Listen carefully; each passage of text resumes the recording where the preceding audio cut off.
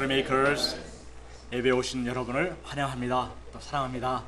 우리 옆 사람과 같이 한번 인사해 볼까요? 감사합니다. 새롭게 요한복음 말씀을 시작하게 되었습니다. 하나님께서 요한복음 말씀을 통해서 저희들에게 빛과 생명을 충만히 덧입혀 주시기를 기도합니다. 오늘 말씀의 제목은 말씀이 육신이 되어입니다. 같이 5절 말씀 한번 읽어보시겠습니다. 시작. 말씀이 육신이 되어 우리 가운데 거하심에 우리가 그의 영광을 보니 아버지의 독생자의 영광이요 은혜와 진리가 충만하더라. 제가 잠깐 기도하겠습니다. 거룩하신 아버지 하나님, 어둠과 슬픔이 가득한 이 세상 가운데 주님께서 참 기쁨과 또 빛으로 또 생명으로 찾아오신 것을 감사합니다.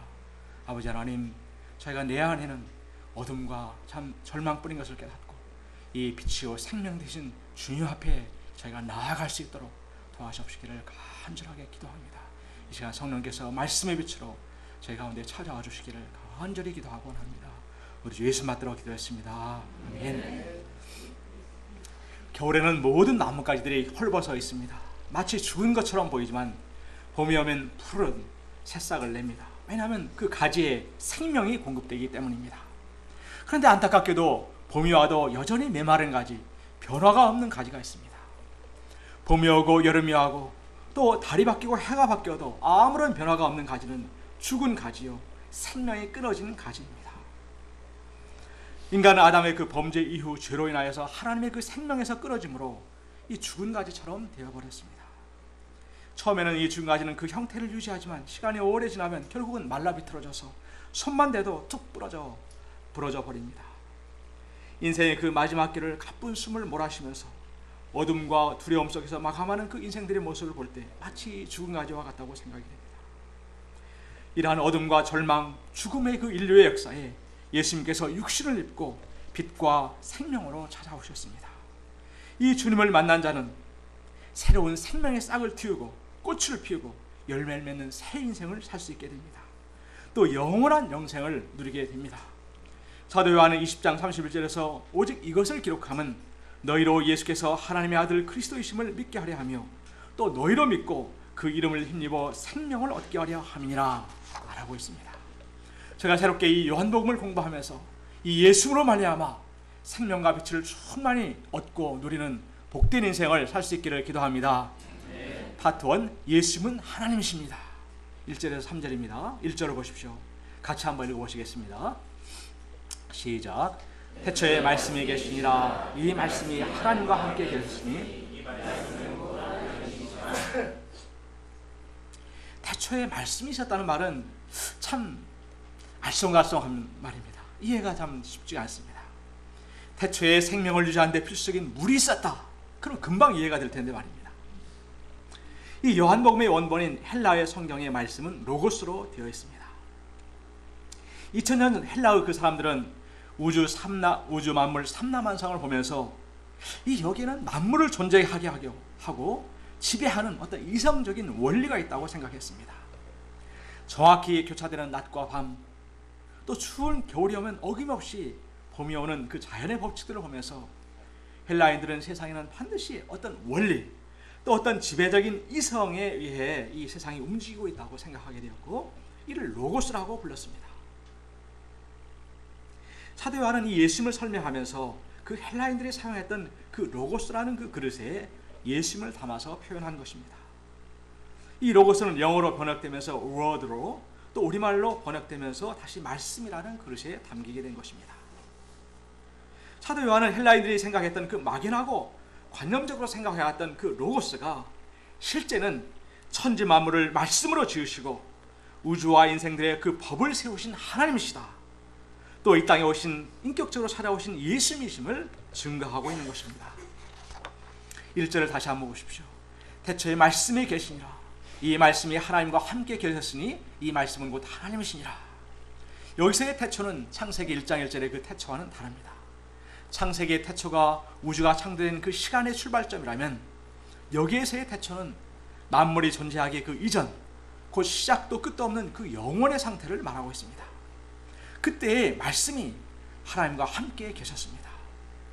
함께라는 것은 향하여라는 뜻으로 성부 하나님과 구별된 그 다른 주체로서 성부 하나님과 영적인 질서 가운데 친밀한 교제 가운데 계셨음을 말해주고 있습니다. 또 이 말씀은 곧 하나님이시라 말씀하심으로 그 본체가 하나님이 되심을 증거하고 있습니다. 14절에서는 이 말씀이 육신이 되었다 하심으로 이 말씀이 바로 예수님이심을 말하고 있습니다. 예수님은 영원전부터 계신 하나님이십니다. 하나님은 한 분이시만 성부 하나님, 성자 하나님, 성령 하나님의 삼위로 존재하시고 역사하시는 하나님이시요 삼위일체의 하나님이십니다. 3절을 보십시오. 우리 같이 한번 보시겠습니다. 시작. 만물이 그로 말미암아 지은 바 되었으니 지은 것이 하나도 그가 없이는 된 것이 없느니라. 이는 예수님이 바로 창조주심을 말해주고 있습니다. 골로새서 1장 6절은 만물이 그에게서 창조되되 하늘과 땅에서 보이는 것들과 보이지 않는 것들과 혹은 왕권들이나 주권들이나 통치자들이나 권세들이나 만물이 다 그로 말미암고 그를 위하여 창조되었고 말하고 있습니다. 주님께서는 초자연적인 지성과 능력으로 우주 만물을 만들어내셨습니다. 약 우주에는 약 2천억 개의 은하계마다 2천억 개의 별이 있다고 합니다. 이런 것을 이 세계를 만드신 분이십니다. 우리 2천억 곱하기 2천억 하면은 몇 개가 되신 줄 아십니까? 억, 조, 경, 해, 자 이렇게 해서 사자계라고 합니다. 정말 셀 수 없는 그런 별들을 만드셨습니다. 또 우리 인생들을 지으시고 각 인생들마다 60조 개의 세포가 있는데 그 세포 하나하나마다에 30억 개씩의 그 염기쌍을 넣어 놓으셨습니다. 이렇게 그 스케일과 그 섬세함에 있어서 우리 주님은 그 상상을 초월하신 분이십니다.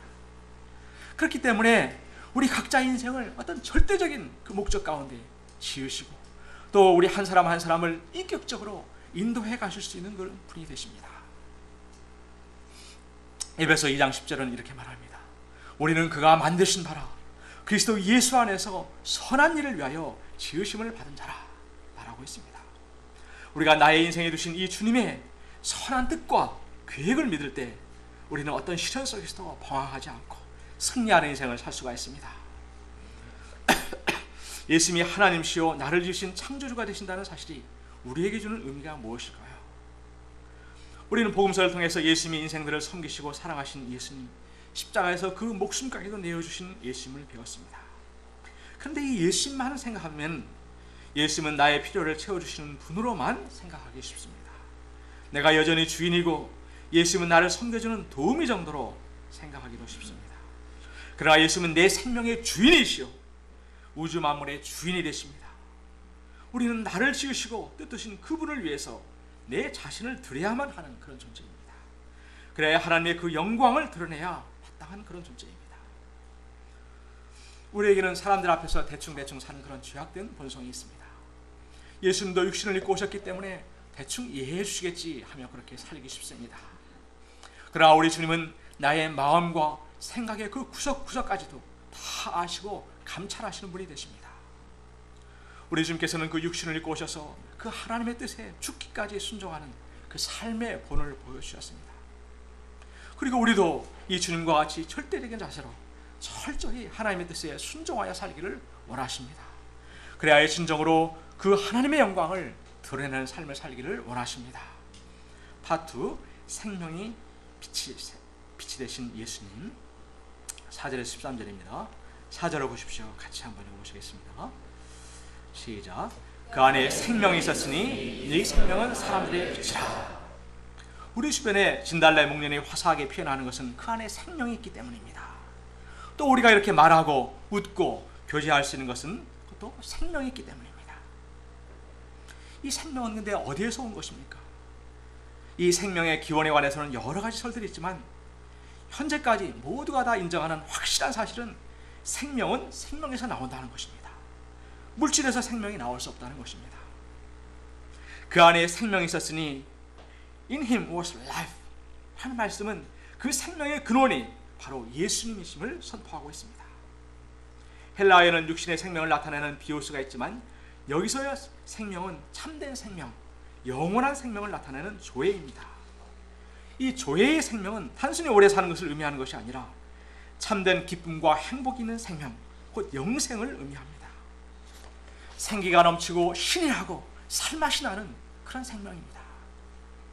이 생명은 사람들의 빛이 됩니다. 그래서 이 생명이 들어가기만 하면 어둡고 심각한 얼굴, 찌푸리는 그런 얼굴, 또 다크서클이 내려앉은 그 얼굴이 달덩이같이 환하게 이렇게 빛나는 얼굴로 변화되고 빛나는 새 인생을 살게 됩니다. 현대인들은 물질적으로 옛날보다는 좀 나아졌을지 모르지만 더 많은 스트레스 가운데 살아갑니다. 그러다 보니 사람들의 마음에 여유가 사라지고 짜증과 분노가 많아지게 되었습니다.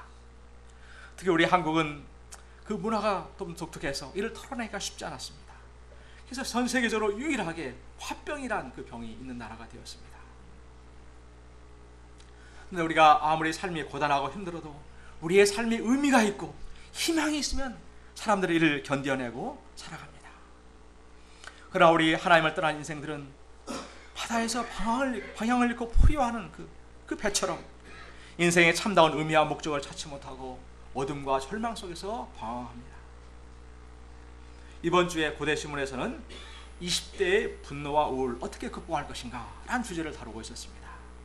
두 개의 사례를 들었는데, 문과대 1사학번인 A씨는 대학에 와서 인간관계로 인해서 우울했다. 친구 선후배와 좋은 관계를 맺고 싶었으나 인간관계에 집착하게 돼 사소한 부분에서 상처를 받았기 때문이다. 그에게 일상은 재미가 없다. 집에 혼자 있는 시간엔 고민이 더 깊어져서 눈물을 흘리기도 했다. 이런 증상은 몇 개월이나 지속되었다. 이렇게 쓰고 있습니다. 또 두 번째 사례는 정경대 B씨는 페이스북을 했지만 남들과 자신을 비교하면서 생기는 우울감에 페이스북 활동을 멈췄다. 이렇게 쓰고 있습니다. 페이스북에 올린 지인들의 사진과 글이 너무나도 행복해 보였기 때문이다. 또한 그는 SNS에서 보여지는 반응도 스트레스였다고 하였습니다. 같은 글을 올리는데 댓글과 반응이 서로 차이가 나는 것을 비교하면서 우울해졌다. 이렇게 적었습니다. 반응이 적은 것은 그에게 그 스스로 나는 좋은 사람이 아닌가 라는 고민에 빠지게 하였다고 했습니다. 결국엔 그는 페이스북을 비활성화하게 되었다고 하였습니다. 이렇게 SNS를 통해서 보이는 타인의 삶과 자신의 삶을 비교하는 데서 오는 우울증을 카페인 우울증이라고 한다고 합니다. 패트라는 젊은 가사가 그 랩으로 이런 노래를 하였습니다. 살아가는 게 딱히 의미가 없다. 아마 랩으로 한다면 살아가는 게 딱히 의미가 없다. 이렇게 하지 않았을까요? 우리 그 주성이가 하면 잘했을 것 같은데, 외롭고 아프고 지읒 같고 괴롭다. 니들은 내가 어떤 상황인지 아무도 이해 못해. 어떤 내막인지. 해가 떠도 나 혼자서 암흑 속에 있었어. 페북을 보면 나 빼고 다 행복해. 마포대교로 갔지.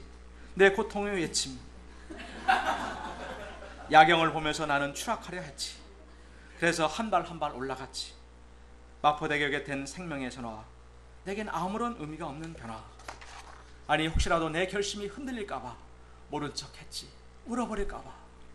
근데 이 난간에 뭐라고 써있는 거야? 밥은 먹었어? 뒤지려고 하는 사람한테 밥은 먹었냐니? 아 배고프네. 이런 기사였습니다. 네, 많이 생략한 것인데, 그래서 사는 게 죽는 보다 낫다는 그런 내용의 노래였지만 이 노래 속에는 젊은이들의 그 힘든 내면이 그대로 녹아 있었습니다. 어떤 작가는 그 글에서 내가 죽고 없어도 세상에는 여전히 해가 뜨고 지구는 쉬지 않고 변함없이 돌아간다는 그 절망감 속에서 몸서리치며 울었다. 이렇게 적고 있습니다. 이 죽음의 문제를 소크라테스는 죽음은 영원히 잠을 자는 것이라고 하면서 담담히 받아들이라고 하였습니다. 석가는 말년에 매우 노쇠한 가운데 그의 추종자 중 하나가 대접한 버섯 요리를 먹고 극심한 위장통에 피를 토하다가 그 다음날 죽었습니다. 이를 두고 현재까지 식중독이냐 독살이냐 논란이 많다고 합니다. 그는 인류의 근본 문제인 생로병사 문제를 가지고 진지하게 고민하였지만 그 자신도 그 문제에 휩쓸려 간 것입니다. 공자는 조문도 석가 사이 아침에 도를 들을 수 있으면 저녁에 죽어도 한이 없을 것이다 라는 말을 남겼습니다. 그가 이런 말을 남긴 것을 보면 그도 역시 참 진리에 목마른 인생이었던 것 같습니다. 이들은 모두 자신과 세상의 어둠을 비춰보고자 발버둥을 친 인간들이었습니다. 그들이 남긴 가르침은 작은 촛불과 같아서 세상을 좀 비춰주긴 했지만 인류 위에 드려진 그 짙은 어둠을 걷어낼 수는 없었습니다. 이런 인생들을 위해서 하나님께서는 예수님을 참빛으로 보내어 주셨습니다. 구절을 보십시오. 우리 같이 한번 읽어봅시다. 시작. 참빛 곧 세상에 와서 각 사람에게 비추는 빛이 있었나니. 참빛은 true light로서, 진리의 빛으로서 각 사람을 비추어줘서 각 사람의 어둠을 몰아내는 그런 빛입니다. 예수는 참빛이 되셔서 인생들의 근본 문제인 죄와 죽음을 몰아내고 그의 내면을 생명과 빛으로 채워줍니다. 죄문대로 내면이 메마르고 갈라진 그 사마리아 여자가 예수를 만났을 때 그의 내면에는 생수가 터져 올라왔습니다. 그래서 그는 물동이를 버려두고 동네 사람들에게 와서 보라, 이는 그리스도가 아니냐 하며 외치는 빛의 증거자가 되었습니다. 누가복음 7장에서는 하나뿐인 외아들을 잃은 나인성 과부가 나옵니다. 남편도 일찍 잃어버리고 오직 하나 남은 그 외아들마저 먼저 떠나버린 이 과부를 누가 무슨 말로 위로할 수 있겠습니까? 그러나 예수님은 이 과부를 불쌍히 여기셔서 울지 말라고 위로하셨습니다. 그리고 가까이 가셔서 관에 손을 대심으로 이 죽음의 행렬을 멈춰 세우셨습니다. 그리고 청년아, 내가 네게 말하노니 일어나라 말씀하심으로 죽은 청년을 살려내셨습니다. 생명의 근원 되신 예수님은 말씀으로 그 청년에게 생명을 불어넣으시자 청년이 곧 일어나 앉고 말도 하게 되었습니다. 1960년대 70년대 서독에 간호사로 간 한국의 젊은 자매님들은 그 마음의 어둠이 가득하였습니다. 우리가 국제시장이라는 영화에서도 잠깐 소개되었듯이 그들은 가난한 가정에서 태어나 동생들을 교육시키기 위해서 비행기에 몸을 실었습니다. 꽃다운 나이에 캠퍼스를 활보할 그 나이에 그들은 머나먼 이웃 땅에서 온갖 서름을 받으면서 젊음을 희생하였습니다. 말이 간호사이지 병자들의 수발하는 일, 시신을 닦는 일, 온갖 밑바닥 일을 도맡아 하였습니다. 고향에 대한 그리움, 타향살이의 서름에 날마다 눈물을 흘리며 살았습니다. 이런 그들이 UBF 프랑크푸르트 여름 수양에 초청을 받게 되었습니다. 사무엘 선사님은 이들에게 바로 이 요한복음 1장 4절 그 안에 생명이 있었으니 말씀을 전하셨습니다. 그들은 이 말씀을 듣고 각자의 인생을 글로 적기 시작하였습니다. 그리고 모두가 모인 자리에서 발표를 했습니다. 내 생명 심포지움이 되었습니다. 그들은 발표하면서 많은 눈물을 흘렸고 듣는 사람도 다 울었습니다. 그러나 그들은 그 모든 고난이 생명의 빛 예수님을 만나도록 하신 그 하나님의 손길이었음을 깨닫게 되었습니다. 또 어둠 가운데 있던 영혼들에게 빛의 천사가 되도록 하시는 하나님의 뜻이 있음을 깨닫게 되었습니다. 그들의 심령에 생명의 빛 대신 예수님을 영접하자 어둡던 얼굴이 환하게 빛이 나게 되었습니다. 그들은 일어나서 캠퍼스에 나가서 독일 지성인들에게 이 예수님을 증거하기 시작했습니다. 이들이 곧 우리 모임의 최초의 독일 선교사들이 되었습니다.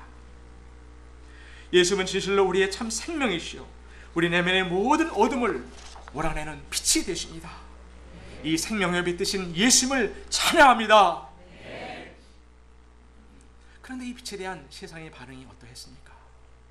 5절 하반절에서 어둠이 깨닫지 못하더라 말하고 있습니다. 또 10절 11절은 세상이 그를 알지 못하였고 자기 땅에 왔으나 자기 백성이 영접지 아니하였다 말하고 있습니다. 왜 어둠이 깨닫지 못하고 자기 백성이 영접지 않은 것입니까? 우리는 이를 요한복음 9장의 바리새인과 맹인과의 그 대화에서 잘 볼 수가 있습니다. 우리 저와 여러분이 한 절씩 교독을 해보겠습니다.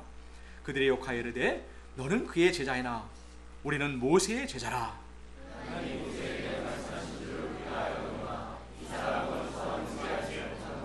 그 사람이 대답하여 이르되 이상하다.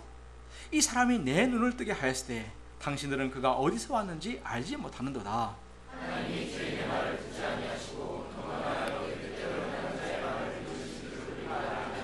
창세 이후로 맹인으로 난 자의 눈을 뜨게 하였다 함을 들지 못하시니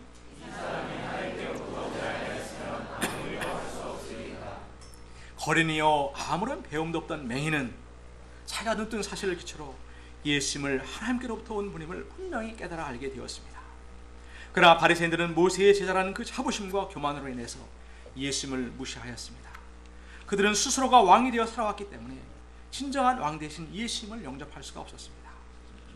그들은 빛이요 생명 대신 예수님을 눈앞에 두고도 교만과 불신의 죄로 인하여서 볼 수가 없었습니다. 그들은 본다고 생각하였지만 영적인 맹인들이었습니다. 예수님은 41절에서 너희가 본다고 하니 너의 죄가 그대로 있으리라 말씀하셨습니다. 내가 스스로가 빛이 되고자 할 때, 내게서 가능성을 찾고자 힘쓸 때 우리는 역설적으로 어둠 가운데 있게 됩니다. 그러나 내 안에는 철저히 어둠이 가득하고 죽음뿐이라는 것을, 또 소망이 없다는 것을 깨달을 때 비로소 주님의 그 생명과 빛이 우리에게 비추게 됩니다. 우리 인생들은 결코 스스로 빛을 낼 수 없는, 스스로 발광체가 될 수가 없습니다. 우리는 단지 예수님의 그 생명의 빛을 받아서 비추는 그런 존재일 뿐입니다. 12절을 보십시오. 같이 한번 읽어보시겠습니다. 시작. 영접하는 자 곧 그 이름을 믿는 자들에게는 하나님의 자녀가 되는 권세를 주셨습니다. 그 이름을 믿는다는 것은 그 존재의 본질 전체를 믿는 것입니다. 곧 예수님이 태초에 계신 하나님이시고 창조주이신 그 하나님, 또 이 땅의 죄인들을 구원하시기 위하여 이 땅에 오신 것을 받아들이고 믿는 것입니다. 이렇게 영접하고 믿을 때 거듭나게 되고 하나님의 자녀가 되는 권세를 받게 됩니다. 이는 양자가 되어 상속을 받는 것이 아니라 출생으로부터 완전한 자녀가 되어 누리는 그런 권리를 말하고 있습니다. 예수님께서는 이 땅에 오셔서 아들의 권세가 얼마나 놀라운가를 우리에게 눈으로 보여주셨습니다. 오병이어를 앞두고 축사하셨을 때 5천 명을 먹일 수가 있었습니다. 죽은 나사로 사건 앞에서는 절망으로 모두 통곡하는 그 분위기 속에서 눈을 들어 우러러보시고 아버지여 내 말을 들으신 것을 감사하나이다. 항상 내 말을 들으신 줄을 내가 알았나이다. 기도하였을 때 죽은 나사로를 살려내셨습니다. 우리는 과거의 죄의 종이 되어 살면서 세상에 치이고 사람들의 치이며 비참하게 살던 자들이었습니다. 삶의 노예, 세상의 노예가 되어 소심하게 살아가던 자들이었습니다. 그러나 이제 회개하고 이 땅에 오신 예수님을 단지 믿음으로 말미암아 그 하나님의 자녀가 되는 놀라운 권리를 얻게 되었습니다. 에덴에서의 그 만물의 영장으로서의 그 지위를 다시 회복할 수 있게 되었습니다. 하나님 아버지께서 부어주시는 그 권세와 능력이 있기 때문에, 또 우리의 기도에 응답하시는 하나님의 계시기에 이제는 세상을 다스리며 개척하고 정복하는 삶을 살 수 있게 됩니다. 아멘. 13절은 이러한 놀라운 축복들이 인간적인 요소에 의해서 오는 것이 아니라 전적으로 하나님으로부터 온 은혜임을 가르쳐주고 있습니다. 파3 말씀이 육신이 되어 우리 가운데 거하심에, 14절을 보십시오. 같이 읽어보시겠습니다. 시작. 말씀이 육신이 되어 우리 가운데 거하심에 우리가 그의 영광을 보니 아버지의 독생자의 영광이요 은혜와 진리가 충만하더라. 앞에서 말한 그 태초에 계신 말씀, 천지 만물을 창조하신 그 말씀은 이제 육신이 되어 우리 가운데 거하셨습니다. 예수님은 우리 인생들과 똑같이 손과 발을 가지시고 코와 입을 가지신 분이 되셔서 이 땅에 오셨습니다. 이는 참으로 창조주가 피조물이 되신 사건입니다. 하늘이 땅으로 영원한 시간이 찰나의 시간 속으로, 무한이 유한으로, 거룩이 세상으로, 초자연의 자연 속으로 들어온 놀라운 사건입니다. 이 성육신하신 예수님을 사대화하는 3년간 가까이 보고 체험하면서 우리가 그의 영광을 보니 아버지의 독생자의 영광이요 은혜와 진리가 충만하더라 외치고 있습니다. 출애굽께서는 하나님께서 광야에서 이스라엘과 함께 거하셨을 때의 모습을 이렇게 표현하고 있습니다. 구름이 회막에 덮이고 여호와의 영광이 성막에 충만하였다 말하고 있습니다. 사도 요한은 육신을 입으시고 그들 가운데 거하시는 그 주님의 모습을 통해서 하나님 아버지의 그 독생자의 그 영광을 보았습니다. 요한복음에는 7가지의 그 표적들이 나옵니다. 표적이라는 것은 사인으로서 예수님이 어떤 분이신가를 드러내는 그런 사건들입니다. 가나 혼인잔치에서는 물을 즉각적으로 포도주로 만드시는 사건을 통해서 예수님은 완전한 질의 변화를 일으키실 수 있는 그런 주님이 되심을 드러내셨습니다. 왕의 신하의 아들을 말씀으로 치유하시는 그 사건을 통해서는 30km나 떨어지는 거리에 있는 그 아들을 공간을 뛰어넘어 역사하시는 그 주님이 되심을 드러내셨습니다.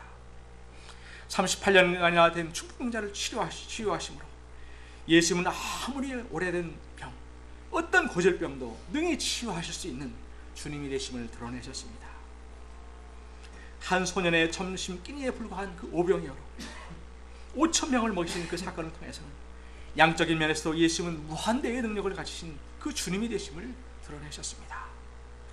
무리로 걷는 그 표적을 통해서는 자연법칙 그 위에 계신 그 창조주 하나님의 권능을 드러내셨습니다. 나면서 소경된 이를 치유하신 그 사건을 통해서는 그 어떤 운명과 불행의 족쇄도 능히 푸실 수 있는 분임을 드러내셨습니다. 완전히 죽은 나사로를 살리시는 사건을 통해서는 예수님이 바로 사망을 정복하신 생명의 주가 되시는 그 주님이 되심을 선포하고 있습니다. 이 예수님은 이 땅에 오신 실로 거룩하고 전능하신 하나님이 되십니다. 이 주님은 이 땅에 오셔서 황금으로 장식한 그 예루살렘 성전의 가장 높은 곳에 황금 보좌에 앉으셔야만 할 것 같습니다. 그리고 이 세상에 더럽고 추한 죄인들을 불러내어서 심판해야 마땅할 것 같습니다. 그러나 예수님은 놀랍게도 베들레헴의 짐승의 그 말구이와 밥통에 한 아기로 찾아오셨습니다. 그리고 나사렛에서 무슨 선한 것이 나겠느냐 하는 말이 있을 정도로 가장 멸시받는 갈릴리 나사렛 동네에서 자라나셨습니다. 그리고 주로 버려지고 소외된 죄인들의 친구가 되어주셨습니다. 아무런 소망 없이 하루하루 살아가던 갈릴리 어부들이 그들을 제자로 삼으셔서 3년간 그들과 동고동락하셨습니다. 교만하에 낮아지기 싫어하는 그 제자들의 발을 종과같이 씻겨주심으로 섬김의 본이 되어주셨습니다. 자기를 못 박아 죽이는 그 원수들을 위하여 아버지여 저희를 사하여 주옵소서, 자기의 하는 것을 알지 못합니다 기도하셨습니다. 실로 예수님은 가장 낮은 자리에서 그 모든 죄인들을 포함한 인생들을 그 가슴에 품고 섬기셨습니다. 이 예수님의 그 낮아짐과 섬김과 희생을 가까이 보면서 사도 요한은 그 말할 수 없는 은혜와 감격을 느끼게 되었습니다. 또 예수님에게는 진리가 충만하였습니다. 되게 이렇게 은혜와 사랑이 충만하면은 좋은 게 좋은 거지 하고 대충 봐주면서 진리가 흐물흐물해지기 쉽습니다. 그러나 예수님은 자신이 분명한 진리의 길을 가셨고 제자들에게도 진리의 길을 가도록 끝까지 도우셨습니다. 제자들이 십자가를 거부하고 나름대로의 메시아를 구할 때 조금도 물러나거나 타협치 않으셨습니다. 3번이나 반복하여 십자가와 부활의 진리를 가르치고 심으셨습니다. 이 육신을 입으신 주님께서는 제자들에게 세상 끝날까지 너희와 함께 하리라 약속하셨습니다. 문제 많은 이 세상에 또 연약한 우리를 주님께서는 고아처럼 버려두지 않으십니다. 하늘에서 온라인으로 접속하셔서 이렇게 한번 해봐라 저렇게 한번 해봐라 이렇게 말만 하지 않으시고 직접 그 몸으로 찾아와 함께 해주시는 분이 되십니다. 내가 거센 세상의 유혹의 강풍에 휩쓸려 가려고 할 때 내가 굳게 붙들 수 있는 든든한 기둥이 되어주십니다. 아무도 이해해 줄 수 없는 이 세상에서 나의 진정한 친구가 되어주시고 진정한 위로자가 되어주십니다. 너무나 예민하여 쉽게 상처받고 힘들어하는 나를 그 십자가로 진정으로 치료해 주시고 강건케 해줄 수 있는 그런 분이 되십니다. 무능하고 연약한 내가 주님을 의지하기만 하면 그 창조주의 권능으로 충전을 해주셔서 다시 벌떡 일어나서 사명을 감당할 수 있게 해주신 그런 분이 되십니다. 이 얼마나 놀라운 은혜요 특권입니까? 저는 대학 입시에서 많은 실패를 겪었습니다. 군대를 갔다 와서 거의 7년 만에 다시 들어온 대학에서 저는 실패를 안겨준 이 세상을 제 의지와 오기로 이겨보고자 하였습니다. 그래서 남들이 다 노는 대학 1학년 때부터 도서관에서 밤늦게까지 살았습니다. 그러나 A+ 학점을 받아도 여전히 저의 미래가 불안하였습니다. 가난한 시골 농부의 아들인 제게 세상은 너무나 거대해 보였고 저는 너무나 한없이 초라해 보였습니다. 게다가 저는 신경성 강박증으로 인해서 젊은 나이에 만성 위장병을 앓고 있었습니다. 또한 정욕의죄로 넘어져서 그 자신의 비참한 모습을 보면서 저의 장래가 마치 구름이 잔뜩 낀 겨울 하늘처럼 느껴졌습니다. 이런 제게 예수님은 말씀으로 찾아오셨습니다. 성경 공부를 통해서 제가 두렵고 불안했던 것이 저를 지으신 창조주 하나님을 떠난 데서 온 문제임을 깨닫게 되었습니다. 그리고 죄인인 저를 위해서 바로 주님께서 십자가에 죽으신 것을 영접하자 주님의 그 놀라운 제사함의 은혜가 저를 참으로 자유케 하였습니다. 그 하늘의 평안으로 날아갈 듯 하였습니다. 주님 안에서 새롭게 태어난 저는 저의 인생을 온전히 주님께 드리고자 방향을 잡게 되었습니다. 그러할 때 우리 주님께서는 저의 모든 면에서 든든한 백이 되어 주셨습니다. 이 주님을 모실 때 세상이 두렵지 않게 되었고 주 안에서 또 모든 것을 할 수 있게 도와주셨습니다. 결혼도 레베카 목자와 만나서 이렇게 행복한 가정을 이루게 되었습니다. 제가 인간적으로는 죽었다 깨어나도 그런 동역자를 만날 수 없을 것입니다. 현재도 제가 너무나 부족한 점이 많기 때문에 제가 더욱더 저의 주님을 붙들고 의지합니다. 성육신하셔서 저와 함께 하시는 나의 주님께 감사와 영광을 돌려드립니다. 결론적으로 예수님은 육신의 몸을 입고 이 땅에 오신 하나님이십니다. 그 안에는 생명과 빛이 충만합니다. 그 어떤 어둠도 몰아낼 수 있는 참 빛이 되십니다. 저희 모두가 겸손히 내 안에는 어둠뿐인 것을 인정하고 이 주님 앞에 엎드림으로 생명과 빛이 충만한 새 인생을 살 수 있기를 간절히 기도합니다. 요절 말씀 읽고 기도하고 마치겠습니다. 14절 말씀입니다. 시작. 말씀이 육신이 되어 우리 가운데 거하시기에 우리가 그의 영광을 보니 아버지의 독생자의 영광이요 은혜와 진리가 충만하다.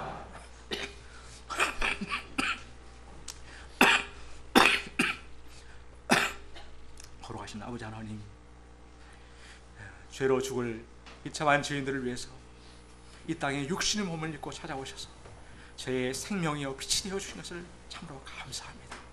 제가 이 예수님으로 인하여서 다시 살 수 있고 다시 새 생명을 덧입을 수 있는 소망이 있음을 인하여 참으로 감사합니다. 아버지 하나님, 이 참빛 대신 예수님을 저희가 영접하고 받아들이게 도와주시옵소서. 그래서 저희 인생이 참으로 빛된 인생이 될 수 있도록 인도해 주시기를 간절히 기도합니다. 오직 예수 받들어 기도했습니다. 아멘.